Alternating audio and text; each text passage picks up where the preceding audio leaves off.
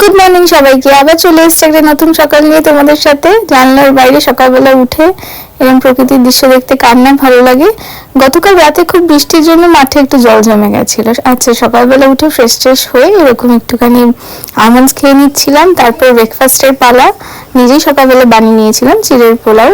সেটা খেয়ে এবার চটজলদি রেডি হয়ে যেতে হবে, স্কুলে যেতে হবে। তার জন্য স্নান টান করে পুজো টুজো দিয়ে এখানে রেডি হচ্ছিলাম, আর তার সাথে একটুখানি ছোট্ট তোমাদেরকে দেখানোর জন্য একটু ক্লিপ নিচ্ছিলাম, এই আর কি। এবার রেডি হয়ে যখন বেরিয়েছি, আকাশটা কিন্তু ভীষণ মেঘলা ছিল, মানে একদম মনে হবে দিন আর রাত এরকম বোঝাই যাচ্ছিল, মানে একদম সন্ধ্যেবেলায় একটা আবহাওয়া আর কি। চারিদিকটা এরকম মেঘলা আকাশ, অন্ধকার।